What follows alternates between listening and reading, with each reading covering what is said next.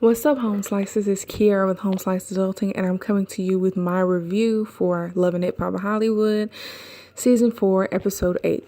I'm trying something new today, and I wanted to do it over a voiceover as opposed to doing, me in front of the camera because it would be more difficult that way. So instead of actually watching the whole thing and reviewing everything all together, I'm just going to review piece by piece, and we'll see if that changes the amount of time that it takes to review this, but just bear with me. So first we start off and we see Lyrica talking to Alexis Sky, and Alexis Sky is like, well, I'm gonna hook you up with my stylist, and it's Zell. And I'm like, y'all were just fighting and throwing bags and drinks or whatever, but they got over it, apparently. And apparently she has used Zell to style her in the past. So, she's hooking Zell up with Lyrica, and they have a discussion about how apparently now Moniece has an issue with Lyrica because she's hanging out with Alexis Sky. And Zell says, I'm not going to let any friendships or any loyalty stop me from getting this money. And he believes that he can be friends with both sides. And while I think he should 100% be able to do that, it's definitely going to be an issue. It wouldn't be Love and Hip Hop if it wasn't. So, I had already seen this clip before on BH1.com. I thought that Alexis Sky called Mr. Ray an uglicist, which is so funny to me, but it sounded like she actually said publicist, but I thought she called him an uglicist, which is hilarious. But anyways, Lyrica was like a little dramatic for me when she was saying, I've been through hell and back trying to be friends with both sides. It's a little much. She's putting 20 on 10. So they discuss the fight that Moniece had with Alexis Sky, and apparently Moniece pulled up to a restaurant where Alexis Sky was, and they got into a little fight. Now Zell say he heard that Alexis Sky got beat up, but there's always three sides to a story. One side, the other side, and then the truth is somewhere down the middle. So like I said last time, I don't really have a dog in that fight. It would be interesting to know who got the best of who. Since we don't know how Alexis Sky fights, we can't really tell if she, bested Moniece or if it was the other way around. So now we see AD, Nia, Moniece, and Mr. Ray pretending to work out. And y'all, they annoy me so much. I'm tired of seeing Nia. Like I said, we see her more. I feel like she's not even getting paid to show up. But we see her more now than we did when she was actually on the show. But anyway, so Moniece tells a story about how she basically snuck out the house to go fight with Alexis Sky, and Alexis Sky has been posting on social media that she won the fight, but Moniece says that she pulled the girl's wig off or whatever. I don't know. Pulling wigs off does not equate whooping somebody's butt, but whatever. Anyways, Mr. Ray is a little too invested in it, I think. I feel like he shouldn't be as invested in it because he inserted himself into that beef. It's like if somebody is doing something against your friend, just stay out of it. Your friend is a grown person. Just leave it alone and don't get involved, because the more people that get involved, the messier it is. And so now we find out that despite Moniece saying that she was not going to show up to Lyrica's party because Alexis Sky was going to be there, they have decided to accept the invitation. Now, if you and I have that type of argument, between the argument that happened last week between Lyrica and Moniece, you are no longer invited to my party. I renege on that invitation. So them showing up is not in good taste. And we know it's going to be some drama. Okay, so next we see Boobie and Brooke Valentine. Ain't much going on here except Brooke Valentine is seeing that she wants Boobie to be more, especially since she found lipstick on a wine glass in his new apartment. So, Boobie was right when he was like, well, Brooke hasn't established anything with me that's real serious or exclusive, so he's free to do what he wants to do. But Brooke, feeling some type of way, ask him to be her date to Lyrica's listening party. And so we'll see how that goes. I haven't heard that full song. I don't even know the name of the song that Boobie was playing for her, the one that he and Brooke Valentine did together. But the beat is a very Houston beat, and it actually sounds like it might be pretty good. So I'll have to check it out, or at least Brooke Valentine's part is good. So I'll check it out. All right, so now we see Nikki talking to Tiara Marie. And Tiara Marie was wearing this pretty dress, something that I would wear myself, this long, maybe African print dress. But anyways, they are having a discussion, and Tiara was not aggressively defensive, but she was defensive because when Nikki asked her how she was doing, she was like, I might get twisted a few times a week, but I'm no alcoholic. And I'm like, she didn't even ask you about alcoholics. She asked you if you had everything under control and how your life was going. But anyway, they talk about the issue that Hazel and Tiara had earlier this season, where Hazel threw a plate at Tiara. And apparently they made some kind of promise that they, whenever they fight, they wouldn't get physical. So I guess, all bets are off or whatever. And apparently Nikki, everybody is launching something, launching careers, launching cosmetic lines and lingerie lines and blazers, and I'm over it. But apparently Nikki is having some type of launching party for Nude by Nikki, and she invited both Hazel and Tiara, and it's clearly not gonna go well. All right, y'all, so we just digested a lot in this little part of Love and Hip Hop Hollywood. So this is at Lyrica's listening party, and I will say that the song that they were listening to sounded really good. A1 said, happy wife, happy life. And I said earlier in my reviews, if you want your wife to get off your back, do what she wants you to do, and then, things will be good. So apparently that's real true. Anyways, we see some new beef pops up. So we see Boobie walk in with Boobie walks in. No, yeah, Brooke Valentine and Boobie walk in, and A1's reaction is, where is Marcus? And so now in her confessional, Brooke Valentine said, I know it might not have been the smartest idea to bring Boobie to this event when I'm technically still with Marcus. And I'm like, are you technically still with Marcus? I didn't realize that, but whatever. So that's going to cause some issues.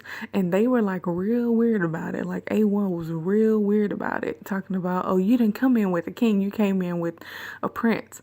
And it's like, do you know this dude? Like, how you going to call somebody a prince? Whatever. It was real stupid.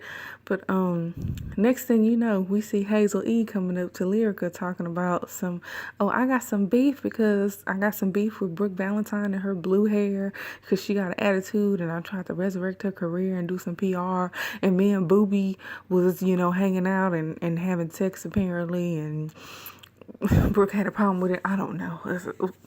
Who cares, Hazel? Who cares? But next thing you know, we see Moniece, we see Mr. Ray and Nia all come in, and Lyrica is trying to figure out, like I just said earlier, why they came when not only did Lyrica retract the invitation, but you rejected the invitation when she extended it. So they have a little issue, and Mr. Ray, of course, is the first to talk. I mean, the person with the least beef has the most to say. And, Alexis Scott tries to come across the table because basically she was saying he inserted himself in a beef that he didn't have to be concerned with. And he decided to take it upon himself to defend his friends. Your friends are grown people. They don't need you to defend them. They don't need a gay husband to protect them, but whatever. And so, Alexis Scott was like, everybody is here except the person that I want to talk to. And I agreed with Moniece and Nia, surprisingly enough, that it really didn't matter. Like Alexis Scott talking to Masika, there's really no reason for her to even talk to her about it. But anyways, so Moniece surprisingly was like kind of cool. Alexis Sky was, in her feelings and talking loud and waving fingers and stuff, and Moniece kept her cool. And then Hazel jumps in or whatever, I guess, to make it an even 3-on-3. But then Lyrica gets upset and she's like, what the heck is happening? I'm gonna say what I need to say. I haven't done anything to you or Masika, and I can be friends with whoever I want to be friends with, and I don't even like looking at you right now. This was the first time that I can actually say that I didn't really like the way Lyrica handled this situation. Like, I like Lyrica. I just don't think that she handled this situation the best. All right, so now we see Princess and Ray J at the witch doctor trying to get their fertility on. And Ray J is really not feeling it. He feels like he hopes his mom doesn't walk in on him doing some pagan stuff. But of course Princess is into it. And I don't know if I believe in all that kind of stuff. I do believe that there's some people who have spiritual powers, but I don't know if I believe in that specifically. But anyways, the spiritual person lady, Tanya, asks Ray J if he's ready to be a dad, and she says she senses some apprehension, and Princess seems to believe so as well. But Ray J really didn't seem to give a clear answer on whether or not he was apprehensive. He just said, I'm good. So that's weird. But did y'all hear him singing Kumbaya? You can't take him nowhere. You can't take him nowhere. Okay, so now we're at the Nude by Nikki event, and we see Tiara show up, and we see Nikki's mama, and next we see Hazel E pull up, and Hazel E actually looked kind of okay. Her butt looked super fake, as it probably is, but her hair was kind of okay, except that it wasn't fully curled. Like, there was some like straight parts, which I kind of didn't understand, but if it would have been curled properly, she would have looked pretty nice. But anyways, her and Tiara get into it. Tiara immediately brings up the last time that they had gotten together, and that Hazel had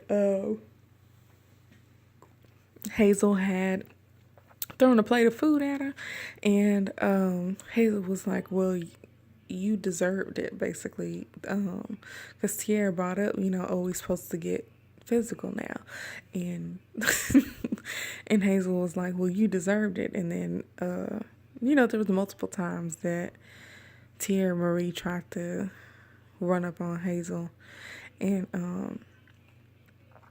security kept stopping her. They were too far apart or whatever, and she couldn't get to her. But Nikki's mom and Nikki were trying to calm Tiara down. Tiara got real defensive, and she felt like they were just blaming her and like not really, I guess, getting on Hazel about her part in provoking Tiara. And so when Tiara leaves, Hazel comes over and she's like, those aren't emotions, that's alcohol talking, and she can't be in my space until she gets rehab. And I'm like, stop pretending that you care about Tiara, because we all know that you don't. You do not care. It's very clear. Okay, so now we see Moniece with her struggle voice, trying to get back in the groove. Why does everybody have some cousin or something? Moniece's cousin apparently is a vocal coach extraordinaire. He seems like he's a little bit extra, but whatever, that's cool. Vocal coaches usually are extra. But anyways, we see Nikki come in, and apparently, they still have beef from, was that 2 seasons ago? No, last season, when when Nikki told the dude from the Creep Squad, what is his name? The dude that she was dating from the Creep Squad. Who was Moniece dating? I can't think of that man's name. But anyways, Nikki told him that she was still in love with Lil Fizz, and that was like the start of their beef, and apparently they have never recovered. But Nikki came in peace, and she told Moniece that she was, real concerned about Tiara, and told her a little bit about what happened at the event with Hazel E, and that they should, get together and put aside their differences for Tiara. And, Moniece wasn't expecting that, and she was on board. So that's cool. All right, so now we see Nia and Princess. I didn't even know Nia and Princess really talk to each other, but one of the other YouTubers, Roxanne, or It's Rocks, for It's Rocks, she doesn't think that Princess has friends. So apparently she must have called Nia up so she'll have somebody to film with. And so she told her about Ray's fertility issues. And all of a sudden we see Ray come up there with some white baby, and he talking about all the ladies looking at me with this baby and this wedding ring. They looking at you because that baby don't look like it's yours. But apparently it's his manager's baby. And I'm trying to figure out what type of dad that manager has to be to leave his baby with Ray J. I wouldn't leave a dog with Ray J. So anyways, they're keeping the baby for the night, and Ray J didn't get no bottles, no diapers, no nothing. Nia's like, do you have, the baby supplies? And he's like, nah, that's what the mama's supposed to do. That's sign number one, red flag number one, that he is not properly prepared to be a dad. All right, now we see Princess and Ray J with the baby, and from this little interaction, or the few hours that they had, this baby Princess seems 100% reassured that Ray is going to be a good dad. But I'm not totally convinced. I feel like he didn't even really change the diaper, that she changed the diaper. And I don't like that. I mean, if you and I are going to go half on the baby, we need to go half on the baby responsibilities. So, you can't just play with the baby and get all the fun parts of having the baby while I'm over here changing diapers and wiping poo and taking baths and taking them to the doctor and all that kind of stuff. Like, it needs to be 50-50. So I didn't really see that much equality in their little interaction, but I did think it was really sweet in that Ray is okay with the idea of being a dad, but I don't know if he realizes, or even Princess realizes, all that goes into having a baby, 24/7. Because Princess is the type of person that's easily stressed out. So Ray not being as helpful as he could be with the baby will stress her out to the max. So they really need to think about it. And then Ray said he called the doctor and retook the test like it's the SATs and he showed up late or something like that. No. But apparently his sperm count is now at 48 million. I'm guessing that's from lifestyle changes and whatnot. So that's good. So they should be having a baby soon. So apparently AD and Tiara have a little friendship that they developed since AD has been dating Moniece. And AD is trying to invite Tiara to a surprise party that she is throwing for Moniece. And so Tiara's really not feeling it. She's like, I don't ever want to talk to her again, which I feel like is a little bit dramatic. But whatever, that's how we do. Sometimes when we're in our feelings and we say things that we might not say under normal circumstances, but whatever. So yeah, Tiara doesn't know if she's going to come or not. So that's that. Okay, y'all, I had to pause it because Tiara just asked who throws a surprise party in the middle of the day. And right away I was like, oh crap, it's an intervention. So we about to see what it is. All right, y'all. So it definitely was an intervention. It's not funny, but they tricked her. I don't think I would appreciate that either. But anyways, we'll see how that intervention turns out on the next episode. And also, we see that Ray J and I can't think of the girl's name. It's not Brooke. The pretty girl, the pretty light-skinned girl that's a singer. whose name I really can't think of right now, that Ray J is managing and working with. And he has a video with her getting money shot out of her vagina that's so good. And whoever, some dude, I guess is her boyfriend or whatever, has a problem with how that is going to make her look. So, and next time we have some apologies that ensue, and then Masika and Alexis Sky finally get their one-on-one, face-to-face moment. And Masika is like, I'm tired of making people famous. And it's like, you got to make yourself famous first before you can make other people famous, but whatever. But a big fight happens. Somebody pushes Lyrica and people jumping all across the room. I'm going to assume it's Zell because it has Zell written all over it. But I don't know who he was trying to get at. That's the question. But anyways, yeah, thank you guys for listening, and that was my review. Don't forget to like, comment, and subscribe. Peace out, home slices.